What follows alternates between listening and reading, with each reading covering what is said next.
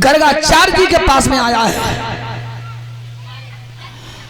और गर्गाचार्य जी का बार बार चरण वंदन किया है। संत श्रोमणी, मैं शरणागत बनकर के नाथ में तुम्हारी शरण में आया हूं। गर्गाचार्य ने कहा, पुत्र कहां से आया है? हे प्रभु, मैं मथुरा नगर से आया हूं, मैं तुम्हारा शिष्य बनना चाहता हूं और कुछ विद्या का दान लेना चाहता हूं तुमसे। गर्गाचार्य जी ने कहा, क्योंकि संतों के स्वभाव बड़े कोमल होते हैं। बेटा, कोई बात नहीं, विद्या सीखना चाहते हो? हाँ, तो हमारे पास रहो, हम तुम्हें विद्या सिखाएंगे। धीरे धीरे समय का परिवर्तन हो रहा है। तो एक दिन गर्गाचार्य जी ने कहा, बेटा तुम कौन सी विद्या सीखना चाहते हो? तो वो बालक बता रहा है, क्या?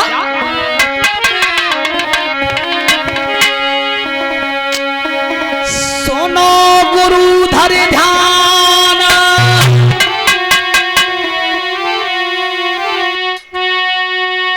जोरे दोनों हाथ, अरे आज गुण तुमती पाई पाऊं।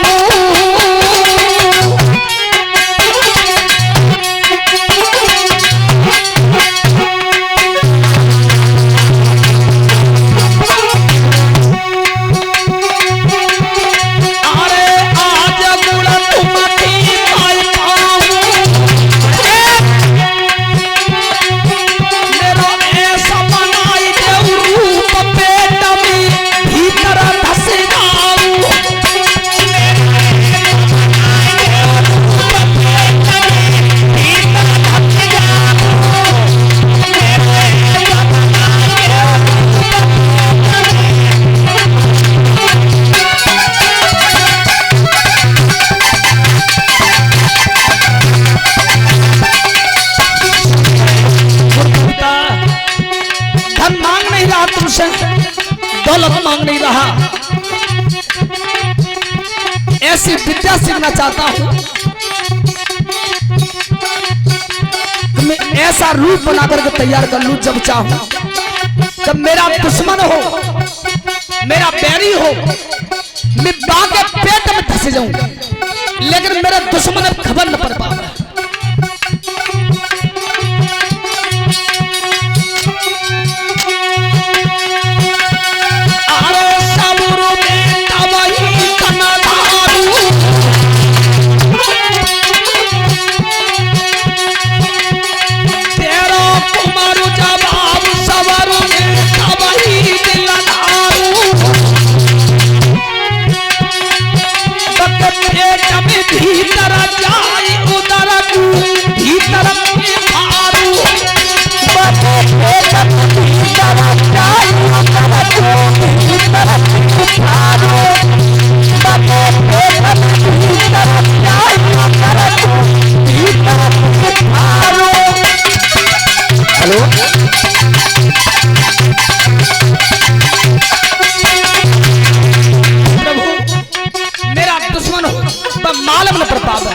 बाके पेट में धस जाऊं और बाके पेट भीतर पे फाड़ के मैं बाल निकले और दुश्मन मत जाला।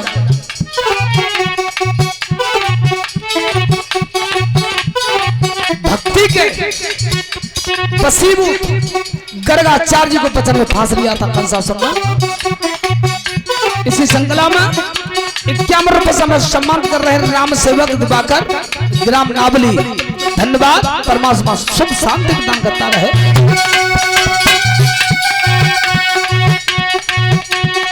विद्यालय सिखाए,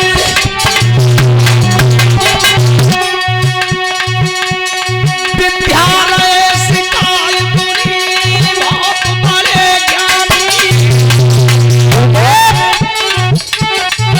मंदिर को करेगो जाप बनेगो सुख छाया को मानी। ये मंदिर को करेगो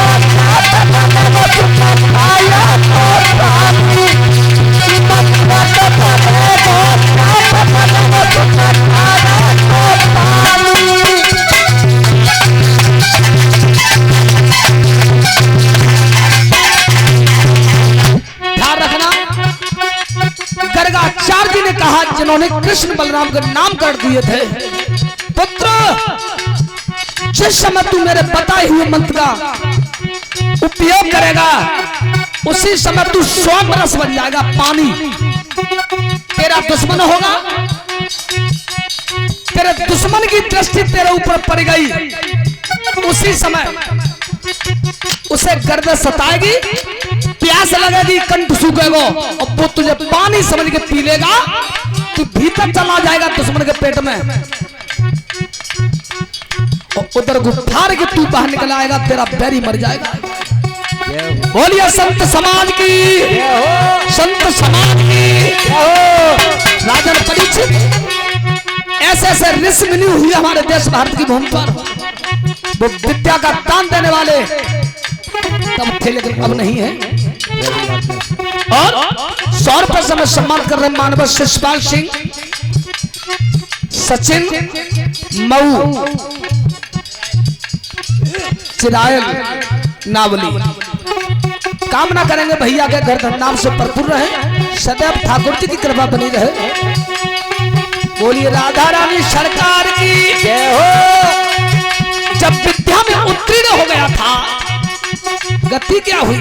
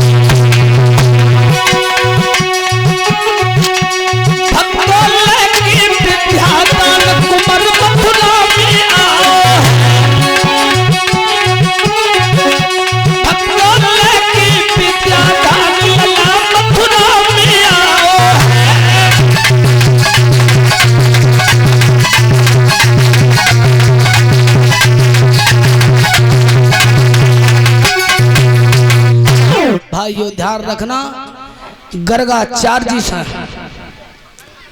गर्गाचार्य जी से विद्या का दान सीख करके विद्या में उत्तीर्ण होकर के वो बालक और अपने ही नगर मथुरा में आया है। आस्ती से कहा, भैया चिंता मत करना, धैर्य रखना, जैसे दिन के पीछे रात है, समय ग्वाला का ज्यादा नहीं है। जिसने तेरी मांग को उजाड़ा है उसे मैं जीवित नहीं छोड़ूंगा। राजन परीक्षित कुछ दिन मथुरा नगर में रुका था बालक, और हाथी को तैयार किया है। हाथी की पीठ पर बैठ करके वो बालक अपने गुरु गर्गाचार्य के पुनः लौट करके पास आया है। मेरे गुरुदेवता, तुमने मुझे विद्या का दान दिया, विद्या में तुमने मुझे उत्तीर्ण बनाया। नाथ, मैं तुम्हारा आभारी हूँ, तुम्हारा सेवक हूँ, तुम्हारा दास हूँ। लेकिन हे मेरे गुरुदेवता, एक बात मैं जानना चाहता हूँ तुम्हारे मुखार बिंद से कि आज से ठीक 11 वर्ष पहले वो गोकुल का ग्वाला चढ़ के मथुरा नगर पे आया था, अब वो रह कहाँ है? गर्गाचार्य जी को चिंता बड़ी है, चिंतित हुए। इसका पिता दुष्ट था, संतान तो उसी की है। राजन परीक्षित, लेकिन आत्मा आवाज दे रही है कि मैं इसका गुरु हूं, जो मेरा शिष्य है, तो ये मेरा धर्म नहीं कहता कि मैं अपने शिष्य के साथ कपट करूं। भावुक होकर गए लड़के, भावुक होकर के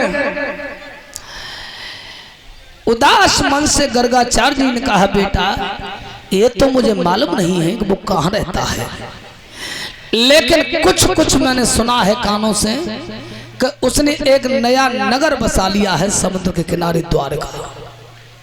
ये कानों से सुना है, कोई बात ना है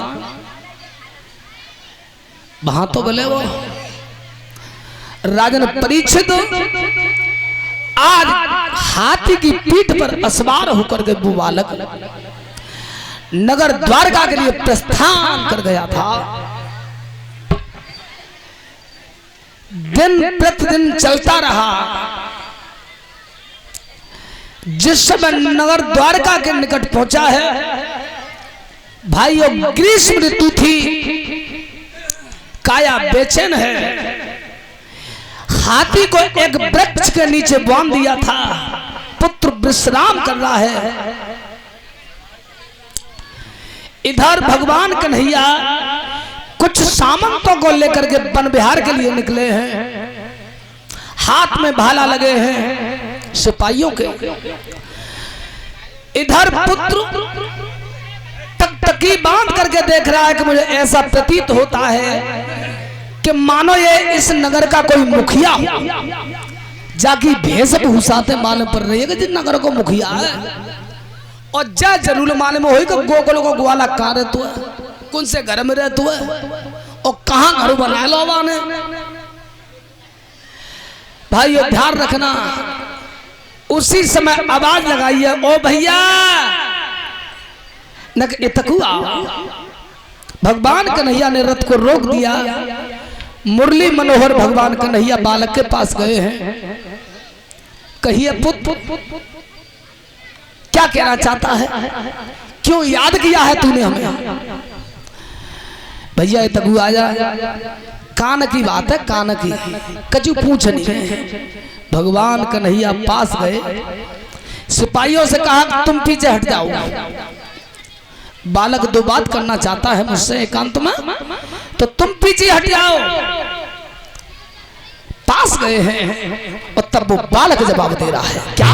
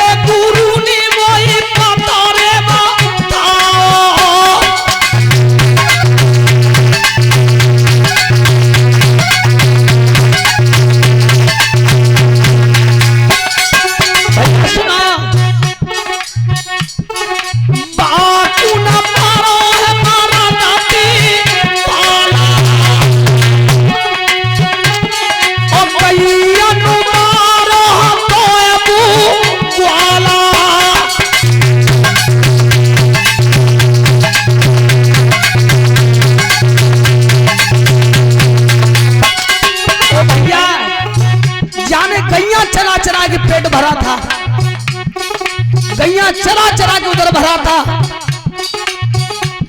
अब बेताखल मां पर राज आए,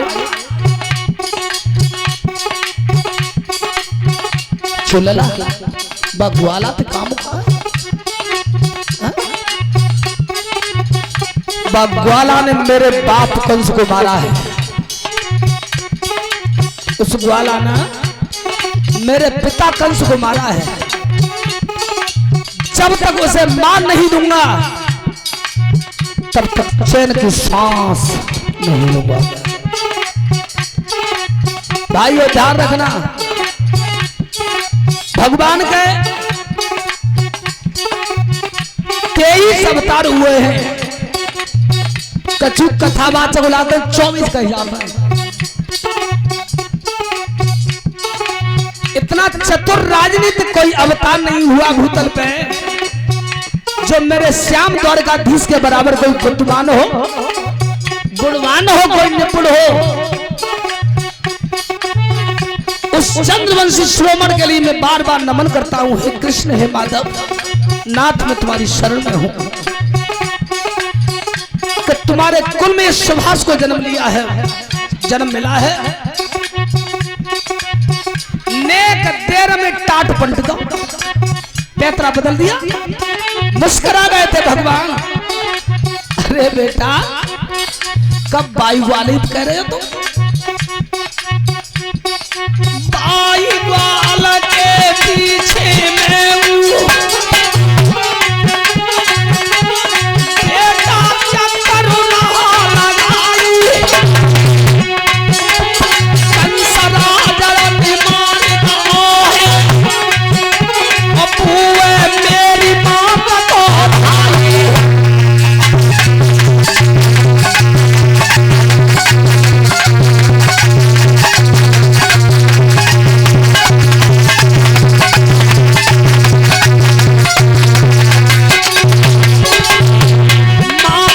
सुमेरो मारिता है केहू तिनक में गड़ी तुला इतने कोई भूलता है। अब वो हुए कुमार मिलना नहीं। सचना भगवान की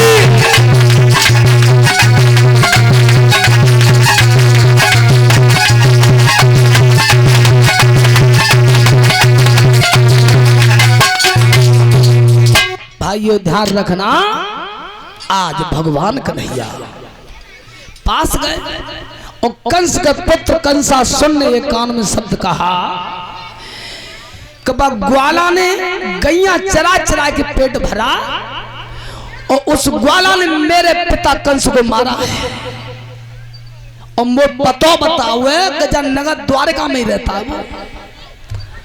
अब भगवान कन्हैया विचार कर रहे हैं कि जो ग्वाला तो मोहित कहते हैं, लेकिन पैतरा बदल दिया। पुत्र हाँ, कब बाई ग्वाली तुम बात कर रहे हो? जाने मेरी मैया के भैया कंस को मारा है। चलो बढ़िया रो बेटा। तो कंस राज तुम्हारे पिताजी है और मेरे मामा है।